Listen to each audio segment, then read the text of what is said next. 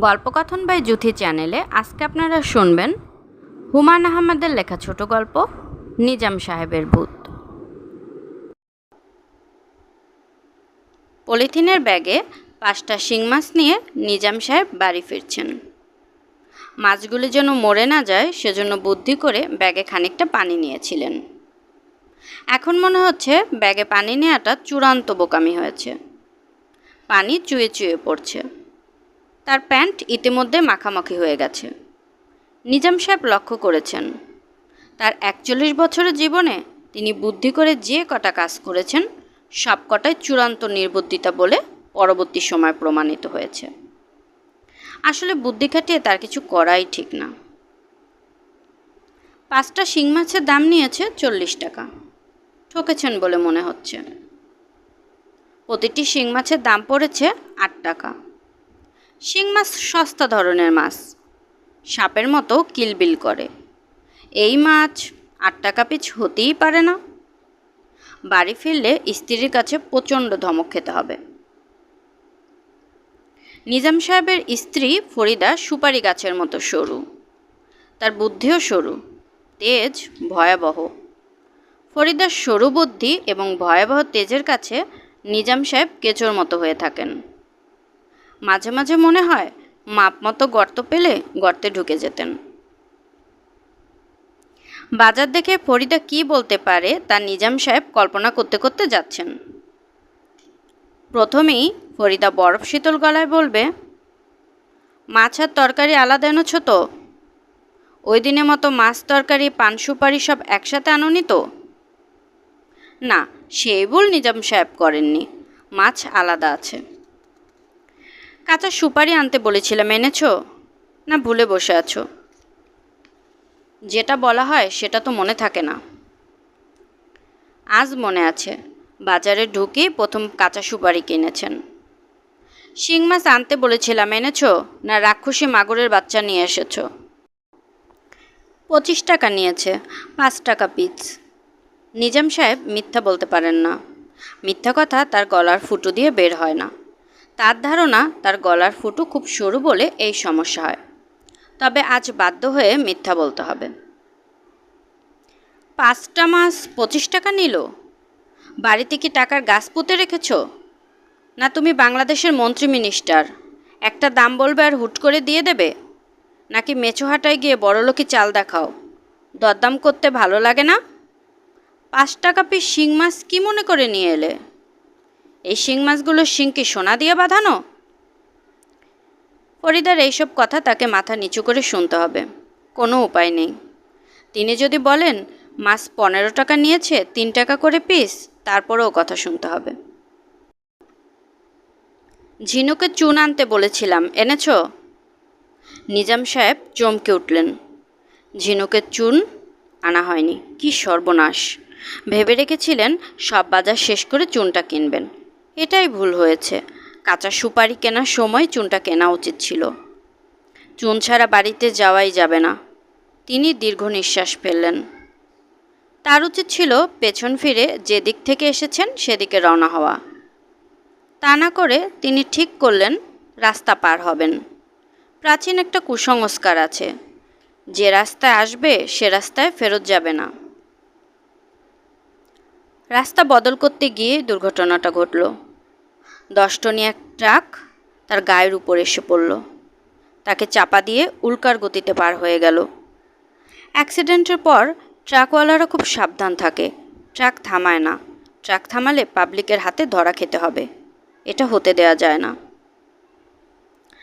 10 ton মালবোঝাই একটা truck Nizam সাহেবের ওপর দিয়ে চলে গেছে। তারপরেও তিনি খুবই বিস্ময়ের সঙ্গে লক্ষ্য করলেন তিনি তেমন ব্যথা পাননি। ইঞ্জেকশনের সুচ ফোটার মতো ব্যথাটা মোটেও ধতর্ব নয়। ট্রাক চাপা পড়লে ব্যথা পাওয়া যায় না, এই সত্য আবিষ্কারের আনন্দ নিয়ে তিনি উঠে দাঁড়ালেন। হাতে তরকারির ব্যাগ, মাছের ব্যাগ ছিটকে পড়ে গিয়েছিল। মাছের ব্যাগ থেকে মাছগুলো বের হয়ে এঁকে বেঁকে যাচ্ছে। নর্দমার মধ্যে পড়লে এদের আর পাওয়া যাবে না। নিজাম সাহেব অতি ব্যস্ত হয়ে মাছগুলির কাছে ছুটে গেলেন। বাড়িতে শিং মাছ না নিয়ে গেলে ভূমিকম্প হয়ে যাবে। তিনি ট্রাক চাপা পড়েছেন এই না শুনেও ফরিদা তাকে রেহাই দেবে না। নিজাম সাহেব উবু হয়ে বসলেন। মাছ ধরতে গেলেন, ধরতে পারলেন না। আঙুলের ফাঁক দিয়ে অদ্ভুত উপায়ে মাছগুলো বের হয়ে যাচ্ছে। কি আশ্চর্য ঘটনা! এর মধ্যে প্রচুর হইচই শুরু হয়েছে। রাস্তার উপর শত শত লোক জমে গেছে। মনে হচ্ছে ভয়ঙ্কর কিছু ঘটেছে। নিজাম সাহেব উঠে দাঁড়ালেন। কৌতূহলী হয়ে উকি দিয়ে দেখেন রক্তে রাস্তা ভেসে যাচ্ছে। সেই রক্তে মাখামাখি হয়ে যে শুয়ে আছে সে আর কেউ না, তিনি নিজে। এই দৃশ্য দেখার পরেও তার বুঝতে কিছু সময় লাগলো যে তিনি আসলে মারা গেছেন। অপঘাতে মৃত্যুর পর মানুষ ভূত হয়, তিনিও তাই হয়েছেন। ভূত হয়েছেন বলেই কি কেউ তাকে দেখতে পারছে না? তবে তিনি নিজে নিজেকে পরিষ্কার দেখতে পাচ্ছেন, যদিও তার শরীরগত কিছু পরিবর্তন হয়েছে। তিনি শিং মাছ ধরতে পারছেন না, মাছগুলো হাতের আঙুল ভেদ করে বের হয়ে যাচ্ছে। মৃত্যুর আগে তার গায়ে যে পোশাক ছিল, ভূত হিসাবেও তার গায়ে একই পোশাক। এমনকি শিং মাছের পানি লেগে প্যান্ট ভিজে গিয়েছিল, এখনও প্যান্টটা ভেজা। ভেজা প্যান্ট থেকে আষ্টে গন্ধ আসছে। ভূতরা তাহলে গন্ধ পায়। এই রহস্যময় ব্যাপারটা মানে কি কে জানে? তবে কোনো রহস্যময় ব্যাপার নিয়ে আপাতত তার মাথা ঘামাতে ইচ্ছে করছে না। মাথা ভো ভো করে ঘুরছে। ধাতস্থ হতে সময় লাগবে। সিগারেট খেতে পারলে হতো।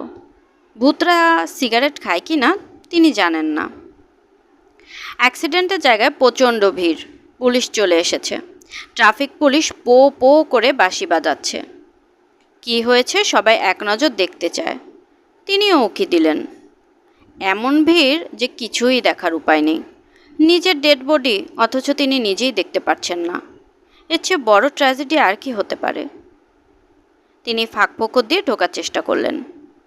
এই সময় তার পিঠে কে যেন হাত রেখে বলল, স্যার আপনিই মারা গেছেন? নিজাম সাহেব বিনীত ভঙ্গিতে বললেন, জি। নিজের মৃত্যুর কথা নিজের মুখে বলতে লজ্জা লাগলো। খুবই আফসোসের কথা, ভেরি স্যাড। লোকটির কথায় নিজাম সাহেব অভিভূত হলেন। যখন মানুষ ছিলেন তখন এত সহানুভূতি নিয়ে কেউ তার সঙ্গে কথা বলেনি। ভূত হবার পর মানুষের সহানুভূতি পাচ্ছেন, এটা তুচ্ছ করার ব্যাপার না। স্যার আপনার নাম কি? নিজামউদ্দিন। আমার নাম মোতালেব।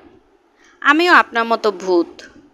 ওই যে টাইলসের একটা দোকান দেখছেন, ইউরেকা টাইলস, আমি ছিলাম ওই দোকানের ম্যানেজার। ও, দোকানের মধ্যে পা পিছলে বেকাদা অবস্থায় পড়লাম। সঙ্গে সঙ্গে মৃত্যু। হাসপাতালে নেবার সুযোগও হয়নি।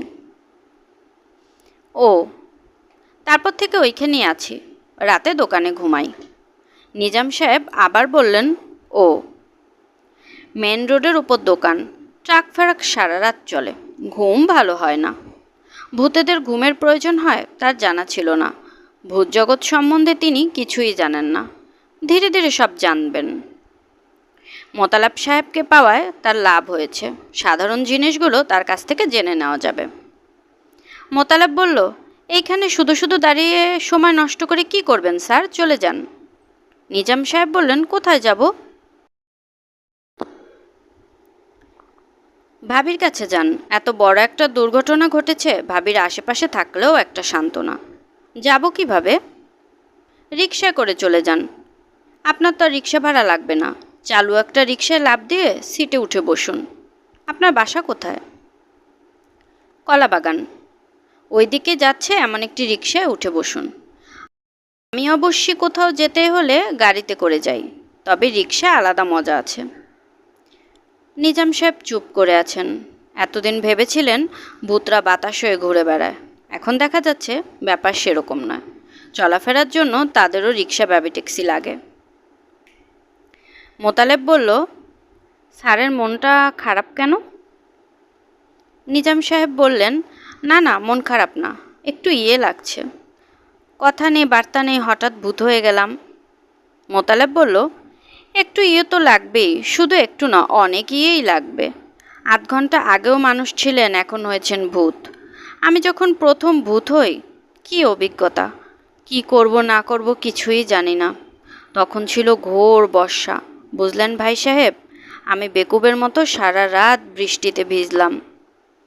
তার কোনো প্রয়োজন ছিল না, ইচ্ছে করলেই যে কোনো বাড়িতে ঢুকে যেতে পারতাম। আমরা হলাম ভূত, দরজা বন্ধ থাকুক আমরা যে কোনো ফুটো দিয়েই ঢুকতে পারি, তাই না?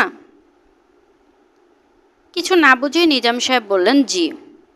বুঝলেন ভাই সাহেব, যেহেতু কিছু জানি না, সারা রাত বৃষ্টিতে ভিজে আমার হয়ে গেল সর্দি, বুকে কফ বসে গেল, খকর খকর করে কাশি।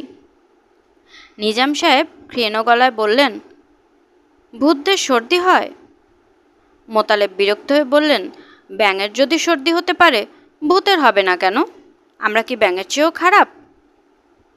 নিজাম সাহেব কিছু বললেন না, তার মাথায় সব তালগোল পাকিয়ে যেতে লাগলো। মোতালেব বলল, শুধু শুধু দেরি করছেন কেন স্যার, চলে যান, ভাবির পাশে বসে থাকুন। আপনার মৃত্যু সংবাদ পৌঁছানোর পর ভাবি আছাড় পিছাড় খেয়ে কাঁদবে, ওই দৃশ্য দেখে খুব মজা পাবেন। একটা রিক্সা নিয়ে চলে যান, তবে চোখ কান খোলা রাখবেন, একটু কেয়ারফুল থাকবেন। কেয়ারফুল থাকবো কেন? কিছু সন্ত্রাসী ভূত আছে, চাঁদাবাজ, ভদ্রতা বলতে কিছুই জানে না। মানুষ থাকতে যেমন বদ ছিল, মরে আরও বদ হয়েছে, অকারণে মারধর করে। নিজাম সাহেব আঁতকে উঠে বললেন, সে কি? পরশুদিনের ঘটনা। একটা পাজেরো গাড়ি রাস্তা দিয়ে যাচ্ছিল, নতুন গাড়ি দেখে লোভ লাগলো। গাড়ির প্রতি আবার আমার একটা দুর্বলতা আছে, বিকেলের দিকে গাড়ি চড়ে ঘুরে বেড়াতে ভালো লাগে। পাজেরো দেখে লোভ সামলাতে পারলাম না, লাফ দিয়ে গাড়িতে ঢুকে পড়লাম।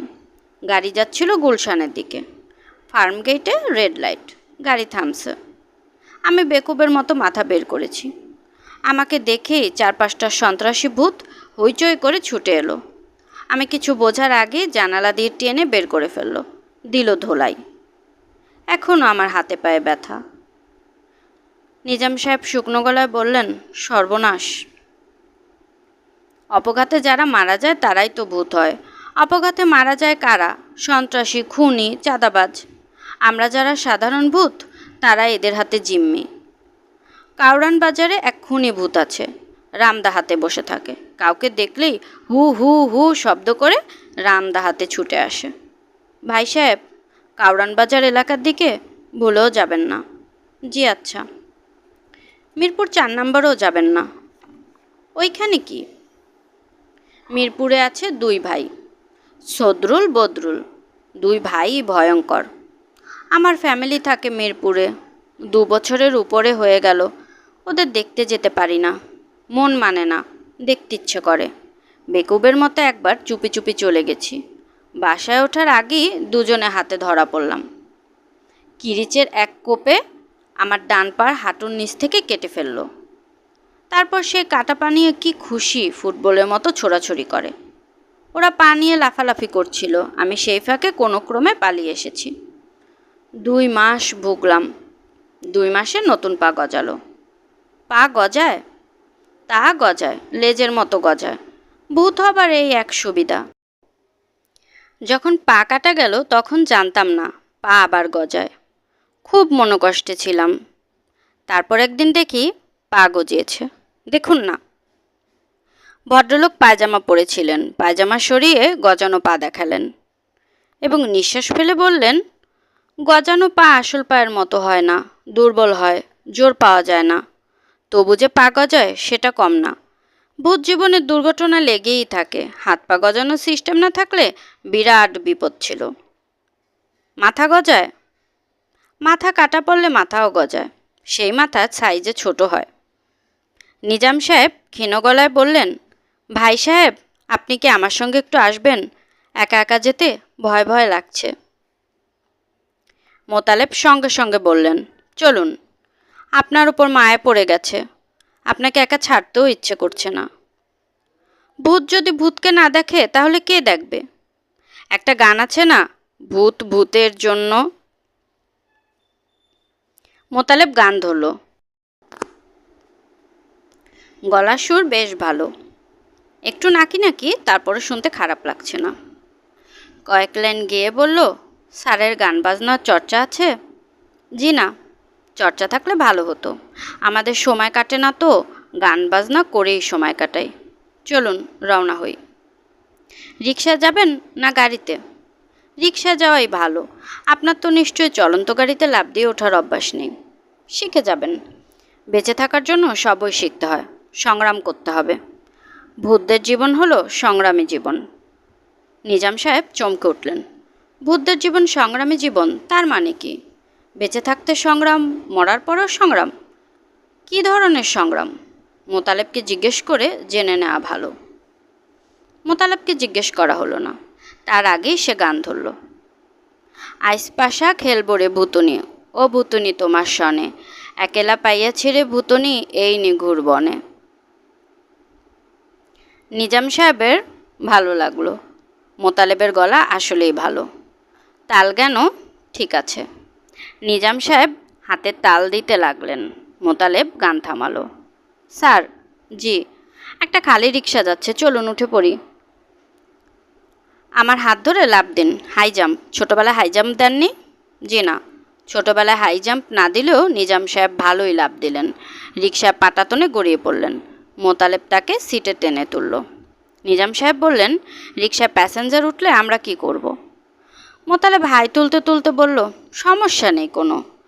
তখন আমরা প্যাসেঞ্জারে কোলে বসে থাকব। ভূত হবার এও এক মজা, মানুষের কোলে কোলে বসে বসে জীবন কাটিয়ে দেওয়া যায়। মানুষের কোলে বসে জীবন কাটিয়ে দেওয়ার ব্যাপারটা নিজাম সাহেবের খুব রুচিকর মনে হলো না। তিনি কিছু বললেন না, রিকশা হুট ধরে বসে রইলেন। হঠাৎ তার মনে হলো তিনি পিঠে এক ধরনের ব্যথা অনুভব করছেন। অস্বস্তিকর ব্যথা, যেন মেরুদণ্ড ধরে কেউ একজন হালকাভাবে তাকে পেছন দিকে টানছে। ব্যথাটা শুরুতে হালকা থাকলেও রিকশা যতই এগোচ্ছে ততই বাড়ছে। মোতালেবকে ব্যাপারটা বলবেন কি না তিনি বুঝতে পারছেন না। ভৌতিক ব্যাপার হয়তো, সে অনেক ভালো জানে। রিকশা চললে সব ভূতদেরই হয়তো পিঠে ব্যথা করে, এটাই নিয়ম। ব্যথা বাড়ছে, কিছুতেই যাচ্ছে না। ব্যথা কমাবার জন্য নিজাম সাহেব খুক খুক করে কাশলেন। মোতালেব মাথা ঘুরিয়ে বিস্মিত গলায় বললেন, কাশছেন কেন? কাশি আসছে এই জন্য কাশলাম। ভূতদের কি কাশা নিষেধ? কাশা নিষেধ না, আপনার কাশির ধরনটা ভালো না। পিঠে ব্যথা আছে? নিজাম সাহেব বিস্মিত হয়ে বললেন, হ্যাঁ আছে। মেরুদণ্ডে? জি। সর্বনাশ, লাফ দিয়ে নামুন দেখি রিকশা থেকে। নিজাম সাহেব রিকশা থেকে লাফ দিয়ে নামলেন। ভীতু গলায় বললেন, কি হয়েছে? সারের সর্বনাশ হয়ে গেছে, পিছন দিকে দেখেন। নিজাম সাহেব পিছনে ফিরে দেখলেন তার পিছনে রঙিন এক ফিতা। ফিতার এক মাথা পিঠে লাগছে, অন্য মাথা বহুদূর চলে গেছে। মোতালেব বিরক্ত হয়ে বলল, কিছু বুঝতে পারছেন? জি না। আরে ভাই, আপনি তো এখনও মরেন নাই। মনে হয় ডাক্তার আপনার জীবন বাঁচানোর চেষ্টা করছে। কিছু নির্বোধ ডাক্তার আছে না, রোগীদের বাঁচাবার জন্য জীবন দিয়ে দেয়। একজন মরতে চাচ্ছে, মরতে দাও, তা দেবে না, বাঁচিয়ে তুলবে। বাঁচিয়ে তুলে লাভটা কি? নিজাম বললেন, ফিতার ব্যাপারটা বুঝতে পারছি না। আপনার রক্ত মাংসের শরীরের সঙ্গে ফিতা লাগানো, ফিতার টান পড়ছে, তার মানে হলো আপনাকে ওই শরীরে ঢুকতে হবে। ব্যথা যন্ত্রণা চিকিৎসা চলবে। ওই শরীরে ঢুকতে চান? বুঝতে পারছি না। কোনো দরকার নেই, যা আছেন ভালো আছেন। দেখি চেষ্টা করে ফিতা ছিঁড়তে পারি কি না। আপনিও হাত লাগান। আরও কয়েকজন ভূত পেলে ভালো হতো, একসঙ্গে টানাটানি করে ছিঁড়ে ফেলতাম। আপনি দাঁড়িয়ে থাকুন, আমি দেখি কয়েকজনকে নিয়ে আসি। খবরদার যাবেন না, এই টেলিফোনে খাম্বা ধরে দাঁড়ান। দু হাতে শক্ত করে খাম্বা ধরে থাকুন, নয়তো ফিতার টানের চোটে উঠে চলে যাবেন। মহা বিপদে পড়লাম দেখি। নিজাম সাহেব টেলিফোনে খাম্বা ধরিয়ে দাঁড়িয়ে রইলেন। পিঠের টান বাড়ছে। তার একবার মনে হলো খাম্বা শুদ্ধ তাকে বুঝি উড়িয়ে নিয়ে যাবে, এমন টান। ইতিমধ্যে মোতালেব ৩-৪ জন ভূত নিয়ে উপস্থিত হয়েছে। তারা ফিতা ছেঁড়ার চেষ্টা করছে, লাভ কিছু হচ্ছে না। একসময় প্রবল টান হলো। নিজাম সাহেব টেলিফোনে খাম্বা ছেড়ে দিলেন। তার মনে হলো তিনি ঝড়ের মতো ছুটে যাচ্ছেন। ভয়াবহ অবস্থা। মানুষ নাকি ভূত এমন বিপদে পড়ে?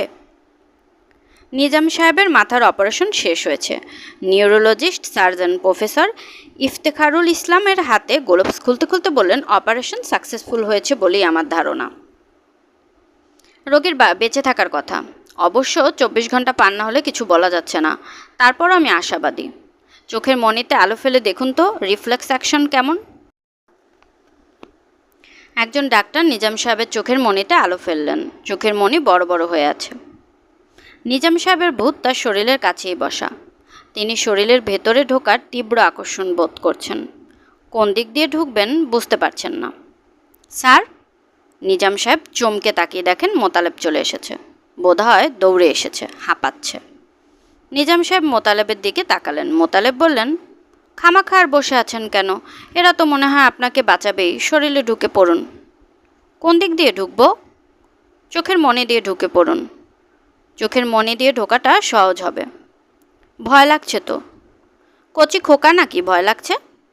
ভাবির সঙ্গে দেখা হয়েছে? না। সে কি, হাসপাতালের বারান্দা লম্বা হয়ে পড়ে আছে। ভাবির সঙ্গে আপনার ছোট মেয়েটাও আছে। বেচারি বোধহয় খুব বাপভক্ত। কান্নাকাটি যেভাবে করছে বলার না। খুব কাঁদছে? আহারে, শুধু শুধু কথা বলে সময় নষ্ট করবেন না, ঢুকে পড়ুন তো। নিজাম সাহেব তার চোখের মনির ভেতর দিয়ে নিজের শরীরে ঢুকলেন। যে ডাক্তার চোখের মনের উপর আলো ফেলছিল সে আনন্দিত গলায় বলল, রিফ্লেক্স অ্যাকশন ভালো। চোখের মনি ছোট হয়েছে। এ যাত্রায় বোধহয় টিকে গেল। ট্রাকের নিচে পড়েও বেঁচে যাওয়া যায়, এই প্রথম দেখলাম। একেই বলে ভাগ্য।